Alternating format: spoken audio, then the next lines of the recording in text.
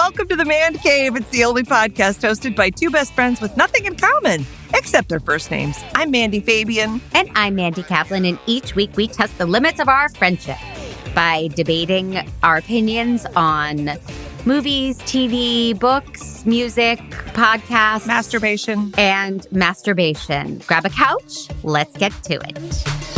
Cut this shit. So when did you teach Casey about masturbation? Like what was that conversation? I didn't. Oh. Jer had the talk with him. Oh, good. And I keep saying, you got to keep revisiting. He just needs to know it's normal. If he has questions, and poor Jer is like, do I have to? I'm like, yeah. It's not a one-time, like, one and done there. I taught you, now I don't have to. So that's a conversation in our house where I'm like, have you checked in? Talk to him about it. Oh, and I did say you're going to do your own laundry from now on when he turned 12. And he's like, why? And I was like, because there might be things in your laundry you don't want me to see. Do you want to talk about it? And he's like, nope, I'm good, Mom. Thanks. I got it. I know what you mean. And I was like, okay, then. Wow. I love you. That's great. That's such a great way to like not embarrass him, but be like, hey, this is something that's going on with you. And we're all good with it. I'm so surprised that Jeremy would have any hesitation because he seems like he has such a raunchy sense of humor, and he's so like he's not afraid of sex talk at all. With so men open, and women, sexuality, everything. But I do kind of get it because I was always the aunt with my nieces. Like I taught them the word vagina because my sister called it a front hiney, you know. And I was always saying like, hey, when you grow older and you date men or women, it doesn't matter. You know, like I was very open with them. And then the minute my first niece had a boyfriend, I was like, you're just letting her drive over to his house? Like I completely became a total prude. Right. She's like, yeah, he's her boyfriend. They're hanging out. I was like, oh, I couldn't handle it. I still keep your niece shut. Yeah. Little girly. She was like the mom from Carrie all of a sudden. I was. I still don't think they've had sex. I think that baby was maybe a test tube baby. Because her dad, her husband's an EMT, so he would have had the equipment. Right. Yeah. You could also pray for a baby and just get one, I think. Oh, in Texas, I do think that's true. Yeah. Yeah. Mm-hmm. Everybody wants them, clearly. Yeah. Yes. So anyway, masturbation. No. I started to took a quick nap. I did. I started to go down the road of Texas and it was wrong. It's not a road that we want to go down. So no. Anyway, I want to let you know that I listen to Chapel Heart. Oh. Yeah. Right? Speaking of Texas or Jesus or babies, like I love them. They're great. Yeah, they're great. They're really, really good. Really, really good. And fun and funny. Their videos are just good, stupid fun and great. Yeah. Oh, I'm so glad you finally listened. I'm a fan. I love their harmonies. I love their attitude. And they have the right amount of Jesus in their songs. I'm just overall thrilled with them. Oh, and guess what? I finally took Delilah to the Sound of Music sing-along at the Hollywood Bowl. Do you like the Sound of Music? Are you a fan? Yeah. Mm-hmm. Okay. Have you ever been to the sing-along? Yes. Okay. Well, things have changed, I think, probably since you went. Okay. They still give out the bag. First of all, Delilah, Abby could have cared less. She was walking around with her friends. Who cares? But Delilah was glued to that screen every second. She was like, Mom. Like in the very beginning when Maria shows up to the Has she not seen The Sound of Music? No, she's never seen it. What? I don't. When would I have ever shown her The Sound of Music? They have Netflix. They have a Henry Danger. They have all of the. They constantly there's dragons and fantasy. I'm not like I didn't watch The Sound of Music a lot as a kid. I saw it maybe twice. I never saw it as a kid. Isn't that weird? I only saw it as an adult. Me too. But Casey and I have seen it a few times. Oh, that's interesting. Did you start him young? Raising him right. Yes. Oh, yeah. No, I don't know why. It just seemed it wasn't something that came up. I showed him The Wizard of Oz because, as we've stated before, my radical view that Wizard of Oz is a wonderful movie. But I never went Sound of Music with them, even though I love it. So it's on this giant screen, sing along. Early in it, when Maria goes to the Von Trapps, Delilah's like, Mom, I think the nanny and the captain are going to end up together. And I was like, oh, well, we'll just have to Spoiler wait alert. and see. I know. I know. It was so cute. But there's this one part where they give out these little firework poppers. And when Maria and the captain kiss for the first time, that's when you're supposed to pull the popper. Sure. And it cracks all over. There's fireworks all over the Hollywood Bowl. And it's this really cool thing. Well, I guess things have changed and senses of humor have gotten a little darker because it's a very rowdy crowd. Like they're singing and yelling things. What is it, Maria? In costumes. What is it, you cunt face? You cunt face. Yeah. Yeah. But so now they have changed it to where some of the people hold their poppers for when Rolf pulls the gun. So Rolf pulls out the gun and you hear all this bap, bap, bap, bap all over the bowl. It's pretty funny. Dark. Wow. And people bring giant flashlights for when they're looking for the Von Traps. They show their flashlights at the screen. It was a blast. Anyway. Good. Oh, I'm so glad. Yes. So do you want to get into what we listened to? Yes. Yeah. All right. So folks, go there. Without really even knowing what I was assigning, I assigned 2 bears, 1 cave. A similar cave podcast to ours in that it is 2 good friends chatting about life and other things, starring Tom Segura and Bert Kreischer, who are 2 stand-up comics. And I will say, I actually, because I listened to this podcast, I'd never heard Tom Segura, but he'd been recommended to me, and I went back and watched some of his stand-up, and he's hilarious. Oh, good. He's hilarious. They're both good. Hilarious. I love Bert Kreischer's stand-up and I love Tom Segura's stand-up. But the interesting thing was with this podcast, I listened to like 3 minutes and I think I texted you and said, oh no. Yeah. Oh. It did go down like that. Yeah. Oh no, I don't know that we're going to have anything to talk about. Actually, I didn't listen to 3 minutes. I listened to probably 35 minutes and I was like, oh, they're kind of just shouting. But then I will say, I did a deeper dive. I finished that one episode, 202, and I actually went back and listened to 201, and I have some theories. Okay. Yeah. But we could talk about how much did you actually listen to? Because my first thought was, oh God. 4 minutes, which included 25 fucks. And I was out. This is not tonally for me. It's 2 dudes, and Bert Kreischer's so alpha, and they were just talking, but it was like, well, I fucking did this. Fuck, fuck, fuck. Yeah, I fucking did this. Fuck, yeah, fuck, fuck, fuck. And it was aimless and it was so sweary that I just got turned off. So when you said, hey, not sure we should talk about this, I agreed wholeheartedly and I stopped listening. Yeah. There's a few things. Well, first of all, they start with ads, which I think is that's a very offensive thing to do. Do other podcasts just start with ads? It's like, hey, come on in. But before we do, let me show you my Amway selection. I'm going to invite you to a dinner party and then try to sell you something. I thought that was... A lot of reviews on their podcast are about how they have too many ads and I'm not listening anymore because of the ads. So you're not alone in that. Yeah. I didn't notice. Well, first of all, it's right out of the gates. It's like, here's what's coming up in this episode. But first, let me tell you about this great mattress. And it's not like at least with Smartless, even though they're doing it in their own voice, they almost have this winky nudge. They try to make it funny and add things. But these guys kind of don't do that. They're really just like, it's an awesome mattress. You should get it. Like, fucking awesome fucking mattress. So I thought that was interesting. Yeah. My first thought was that you would hate it. And then I was like, oh, maybe I hate this. Because the thing that I did not like about it mostly was the way that they talk about women. Oh, I didn't get that far. Oh, okay. Well, then I'm just going to talk for a second because in case anybody does go to listen to this, I did think this podcast was kind of fascinating in one way. When you do a deeper dive, I think we actually listened to the worst of it because Bert was supposed to be sober, like he had not been drinking when they did this podcast, and he's very aggro, even though he claims he smokes a lot of pot, which I have news is not sober. But the first episode, he's totally drunk and a much sweeter guy. It's really interesting. Oh. Yeah. So there's that. But like, I was really interested in this. Like, how do they still pull this whole talking about women like this off? Like, it seems so old school. It's so like Andrew Dice Clay. And I know there's a world for that, but I also I know Bert.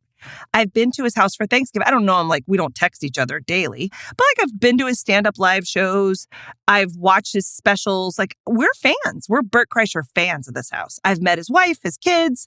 He has 2 daughters that he raises hilariously and beautifully. His wife is great and sane.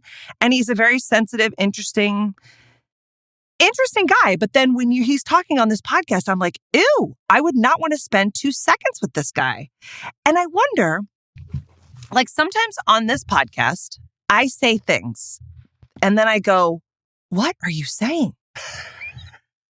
Like, I have spoken words and I think, honestly, I'm saying them to see if there's a joke, right? Like a funny argument, or like, how far can I push the edge of saying something that's offensive because it might be entertaining or it might make somebody laugh out loud, you know?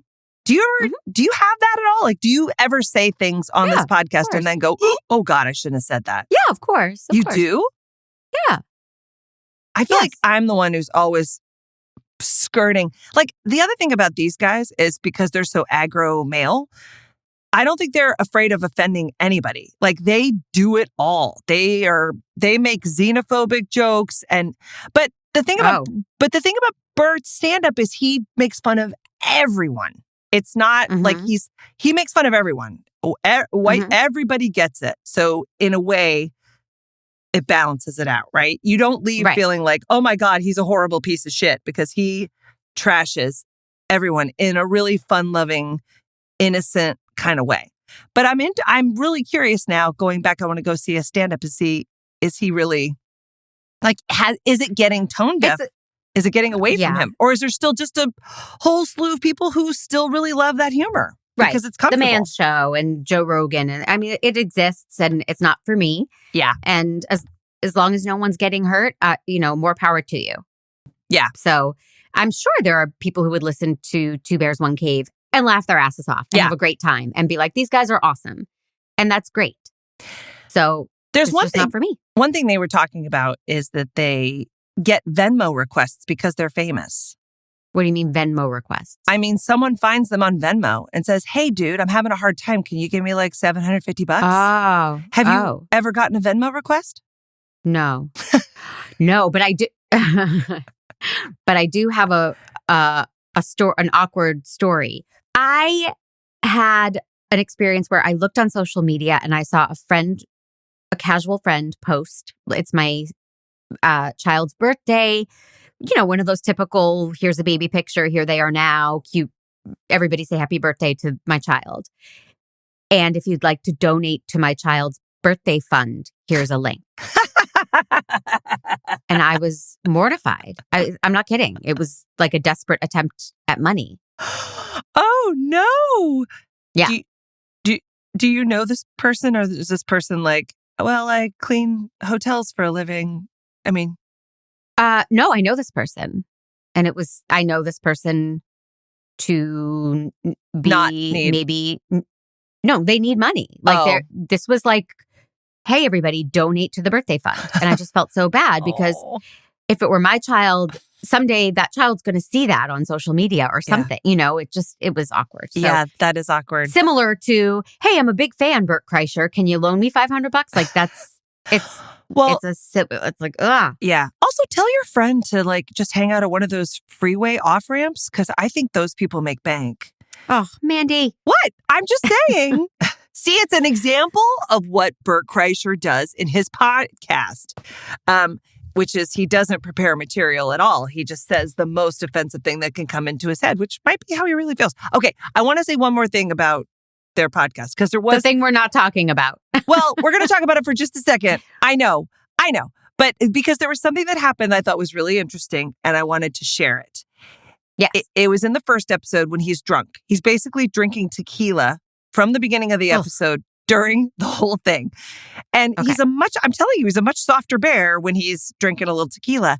So much so he starts talking about this musical performance by this guy, Corey Henry, who is a brilliant, brilliant pianist. I looked him up and I was listening to his music all last night. And he's crying as he's talking about this guy doing his music and how moving it was. And then he takes the tequila shot and he goes, he takes the tequila and goes, let me kill this so I can get rid of these fucking tears. Like he's so that's Bert. That's why Bert is so funny, because he's this soft, sensitive, he cries at a moment's notice, but he's this big guy who's super aggro and talks about like hunting and killing animals and stuff, which is in the... Oof.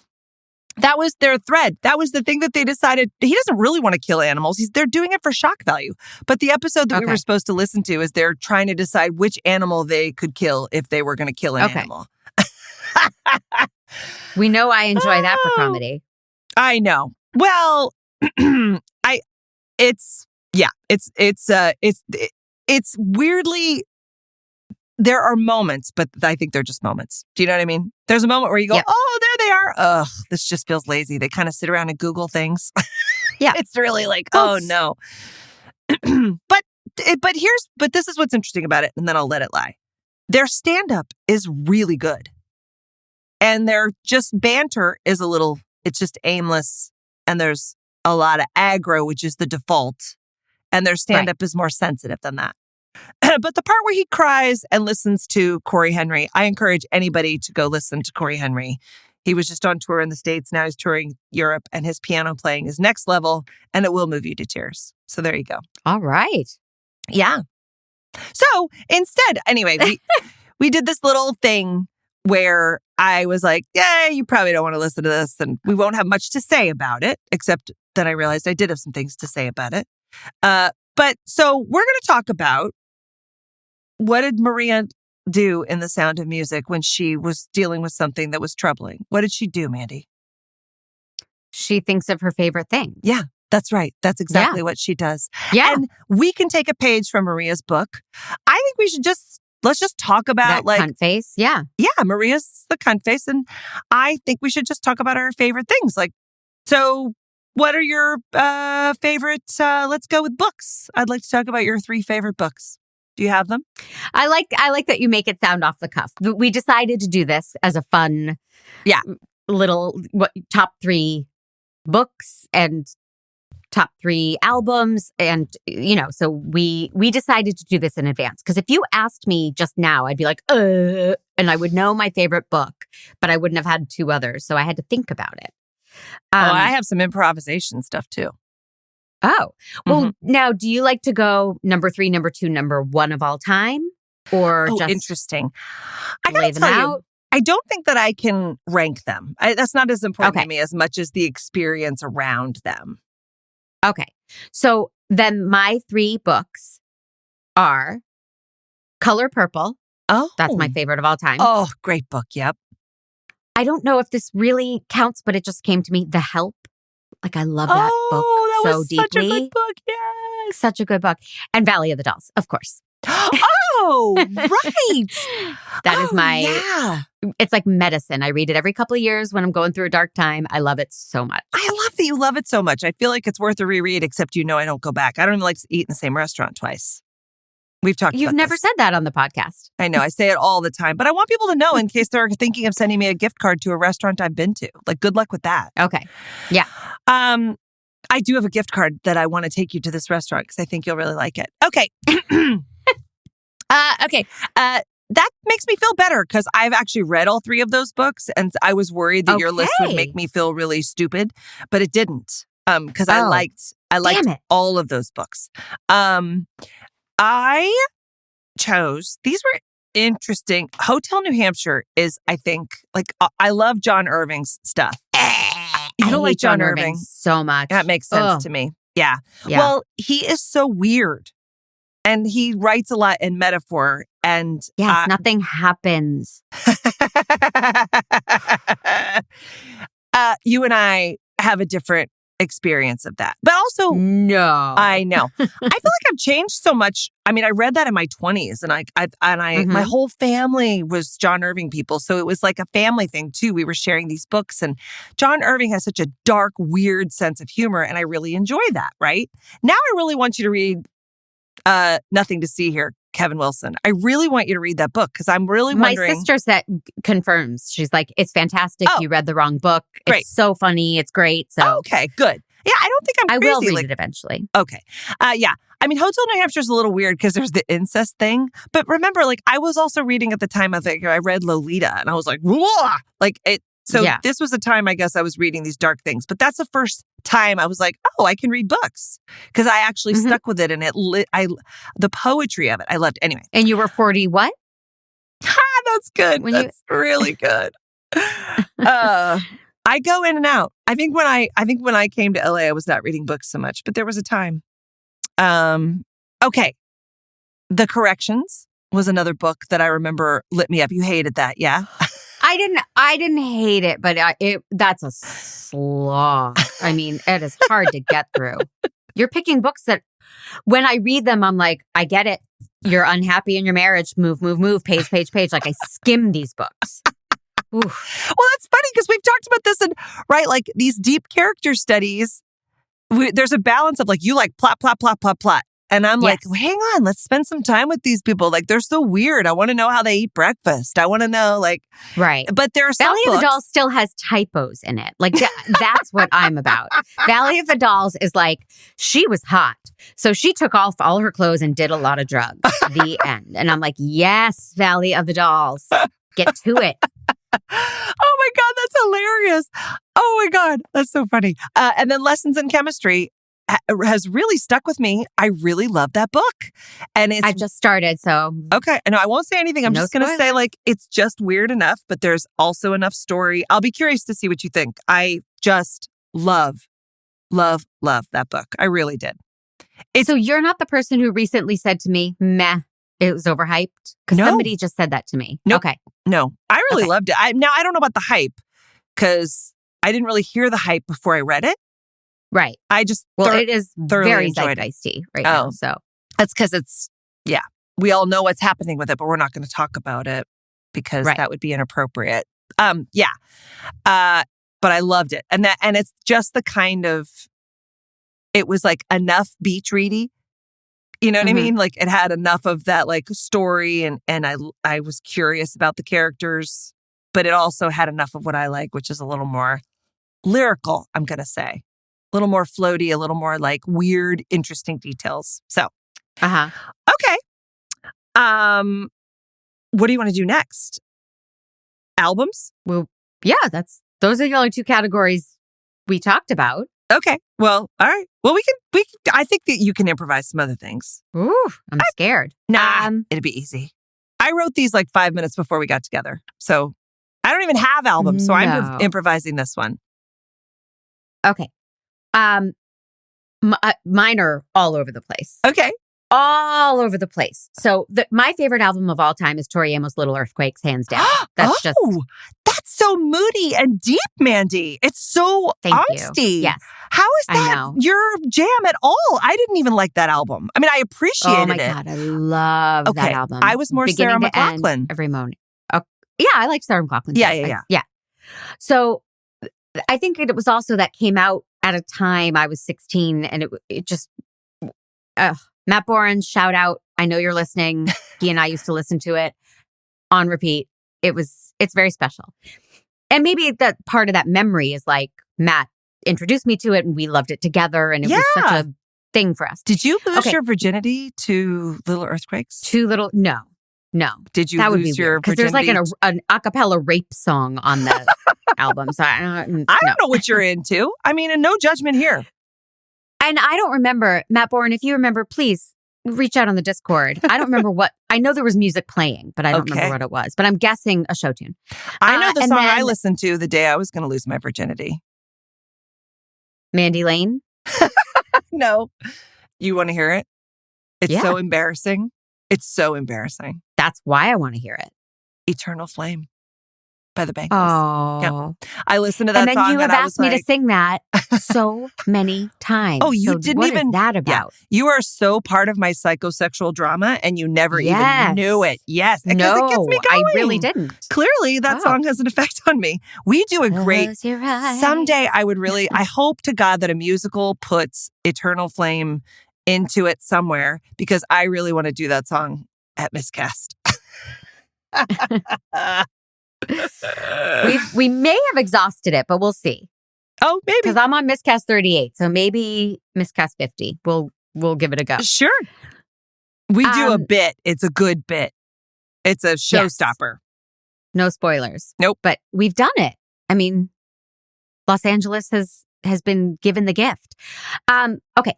So then my other favorite album that I can listen to over and over and over and cry hysterically at the end is my favorite musical of all time. Do we remember what that is? Your favorite musical of all time? All. No, I do. I can't. I mean, Next to Normal, I think, is your favorite of all time. Oh, okay. Okay. Cast album. Yeah. So, oh God, I mean, I get to the end. Yeah. And I can't stop blubbering. And it's just so beautifully crafted and perfect. And I love it. Okay. And then this last one is random because this is my childhood. First concert I ever saw. Like, what was the first concert you went to? Something cool, right? No, Barry Manilow. Oh, well, okay. But he was at least, your friends had heard of him. When you said, I'm going to go see Barry Manilow in concert, they were like, I've heard of him. I was raised on Manhattan Transfer. But the album I listened to in the car for years with my dad was The Greatest Hits, Manhattan Transfer, with like Birdland and Nightingale sang in Berkeley Square. And I love Manhattan Transfer. So that album popped into my head as something I could listen to beginning to end over and over. Now I'm done. Oh, I love that. Oh my God, that's fantastic. Very different. Yeah. It's so hard to pick seminal albums. You know what I mean? And I'm not sure. Is that SEMEN or what does seminal even mean? But okay. Anyway, let's go. I'm going to say even now, Barry Manilow, one of my top. Okay. I don't even think it has Mandy on it, but it is just heart-wrenching, beautiful. Well, you're a Weekend in New England person. Yeah. Mm-hmm. Yeah. So that's a great one. The next one that I would say, it's really hard. There's so many of them that are like grab you by the tits. You know what I mean? Oh. Okay. Like that you just listen to. Ben Folds. Oh. Yeah. That's a good call. Yeah. Oh God, why can't I think of the Rock in the Suburbs? That album, yes, top to bottom, I've listened to so much, was just and I would say that maybe, before now, it might have been Alanis Morissette. That was that Jagged Little Pill. I was going to say, honorable mention. I was going to say honorable mention. I was waiting for you to finish before I said honorable mention to Jagged Little Pill. I think we can both make that honorable mention, but my new one, it's got to be Folklore. I can't. Really? Oh God, that album is just haunting. That's Taylor Swift, everybody. Oh yeah, she's this new girl. I think, was she from Tennessee? Yeah, Nashville. She's really coming up, and but no, that album sticks all over me. I just can't. And it was, but so that for the recent ones, just so I don't just pick, more Barry Manilow albums. Although I had a babysitter that also loved Barry Manilow, and we listened to the medley album, and I could probably still do all of those medleys that he does. He does because he wrote a lot of commercial jingles. Right. It's like Barry Manilow live Saturday night or something, like live at the something.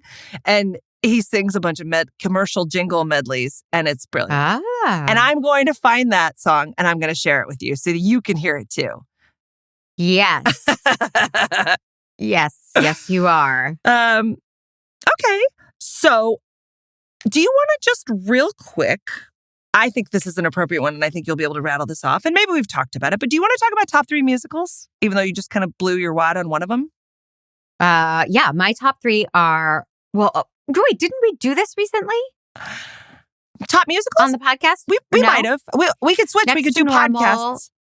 Okay. Well, I think I did it with my family. Okay. And I still went with my old answers, which is Next to Normal, Once on This Island. Oh.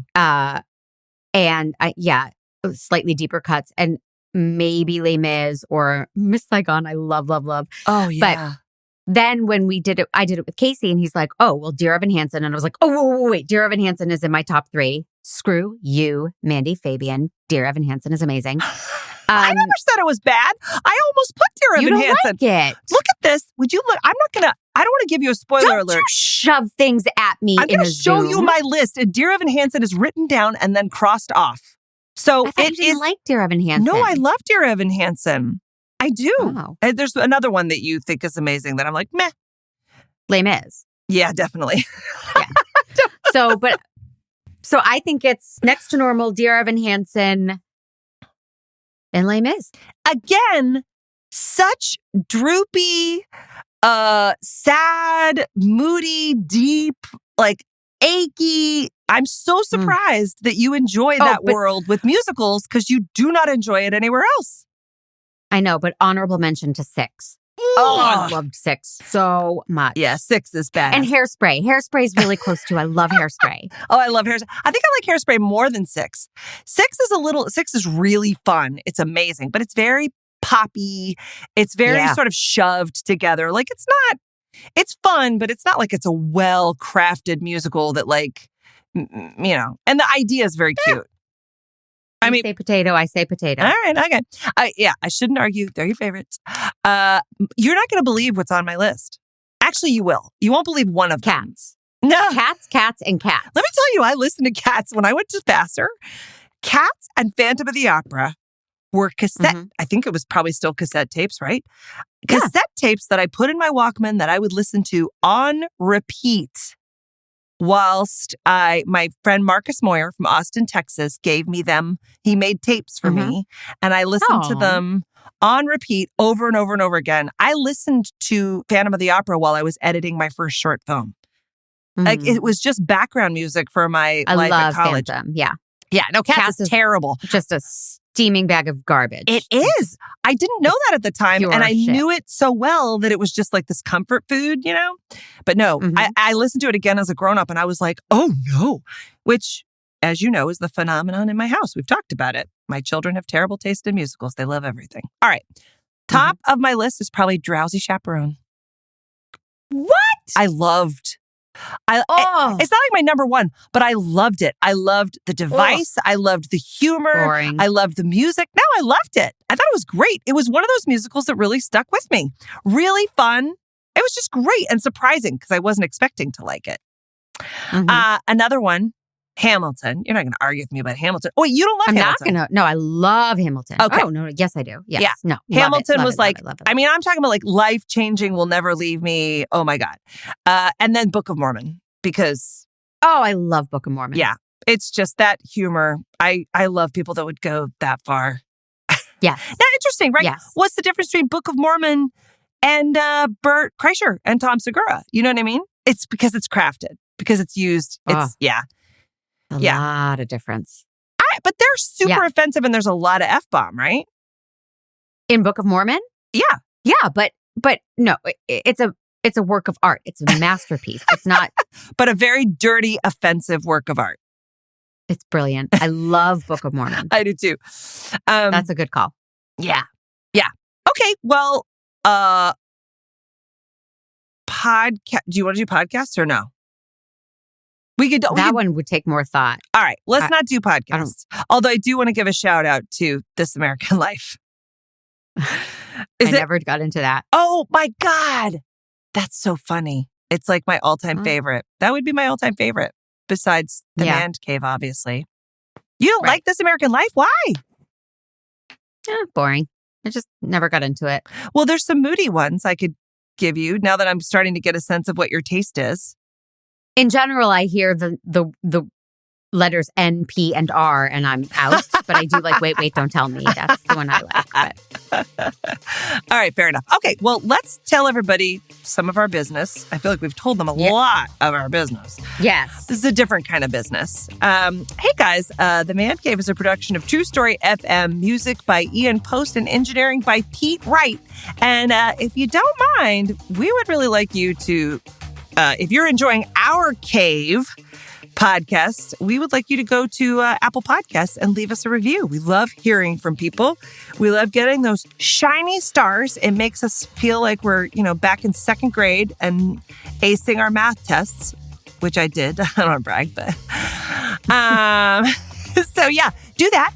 You can talk to us in Discord. I feel like there might be a Barry Manilow song being posted in Discord this week, and definitely a picture of Mandy posing in our latest freaking fantastic merch.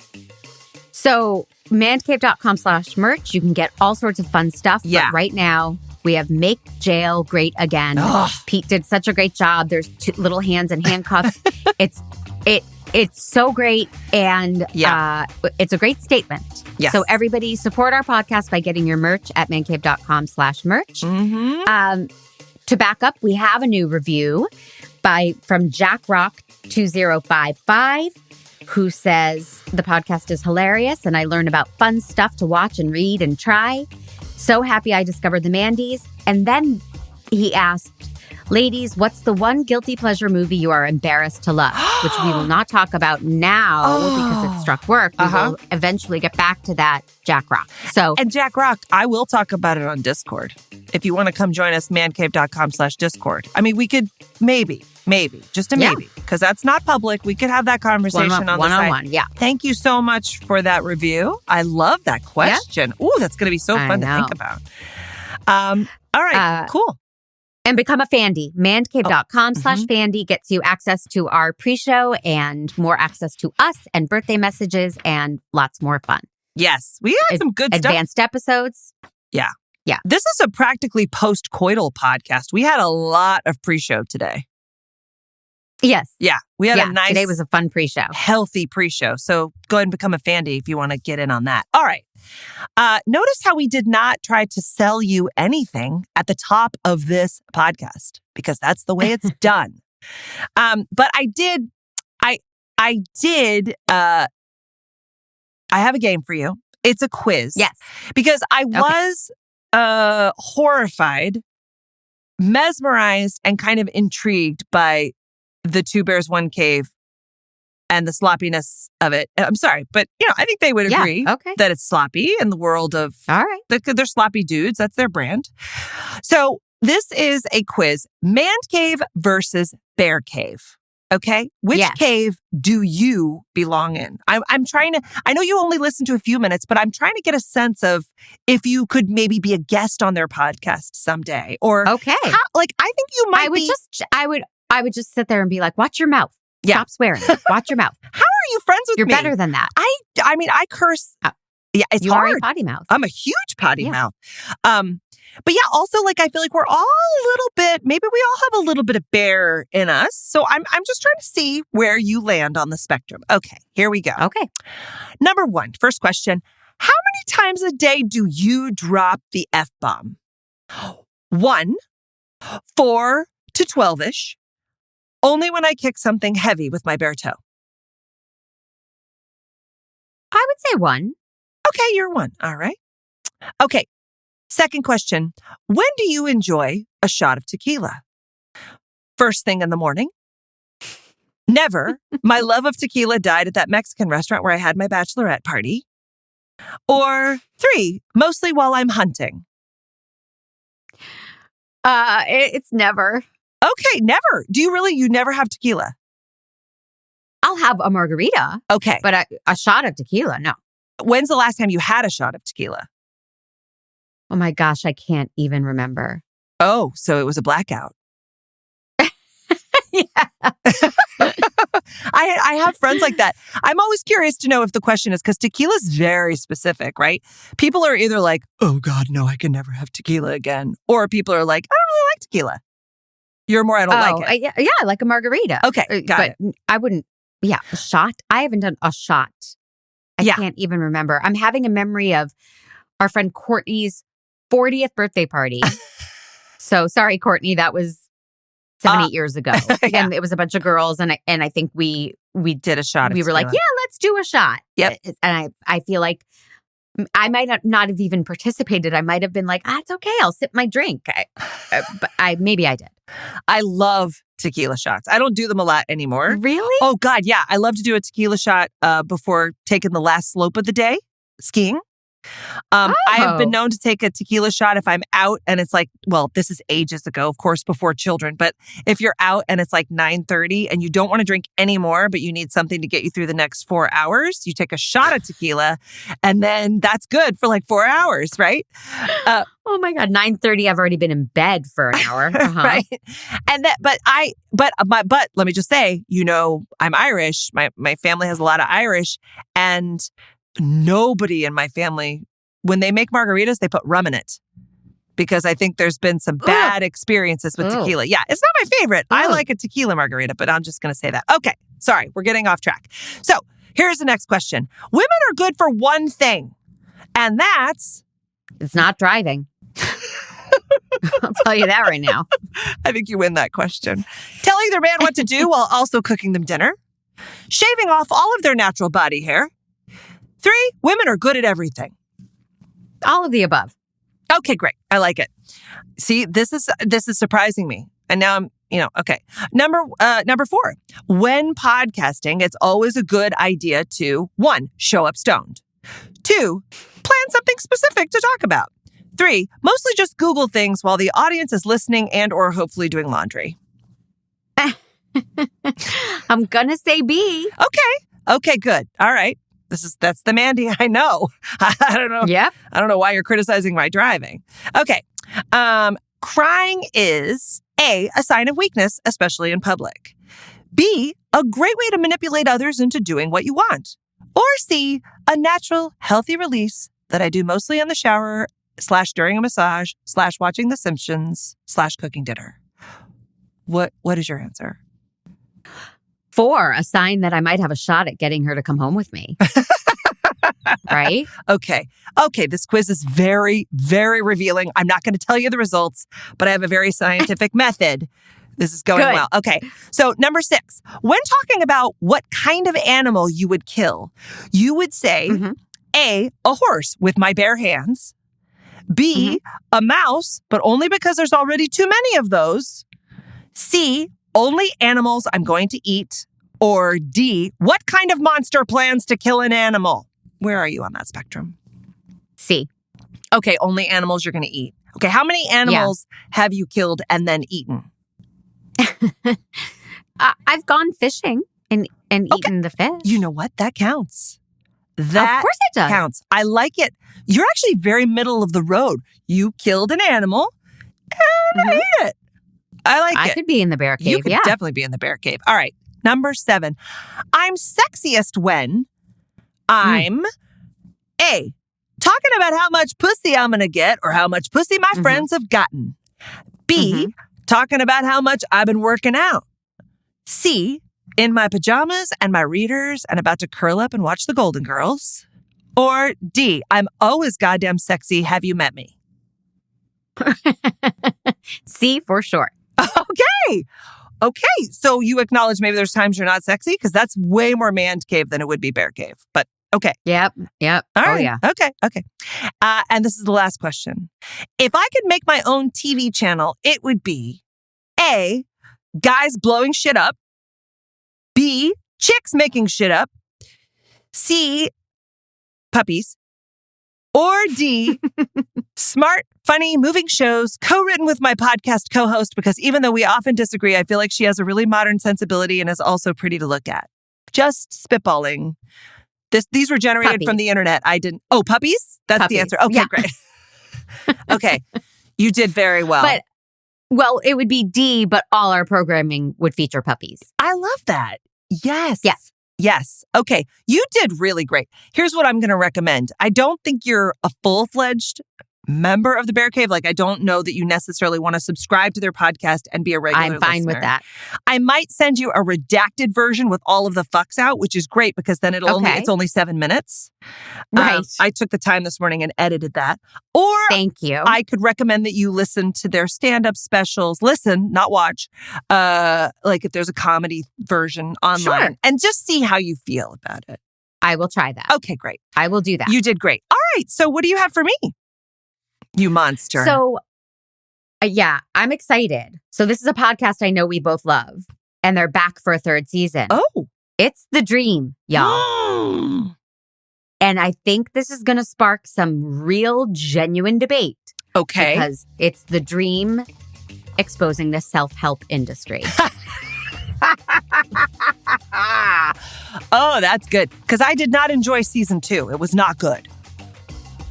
It was less good for me. I still listened and I learned a lot. And I didn't know that because that was all about supplements and vitamins and how none of that is regulated. Yep. Yeah. Yeah. So. Okay.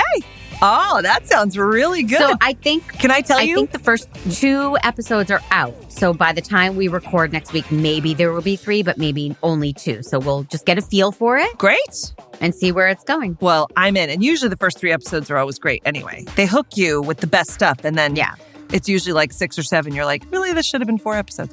But, and I will say this. Let me just say, I'm going to leave strong. Because one of my favorite books was Almost Rising Strong by Brene Brown. Oy vey. Well, True story. Think this podcast is going to expose her. It's a great book, you guys. Pick it up. If you need a little pick-me-up, if you're feeling weak, you can rise strong with Brene Brown. That's all I'm going to say. All right. Great. I will. Let's do it. See you next week. Love you. I love you too.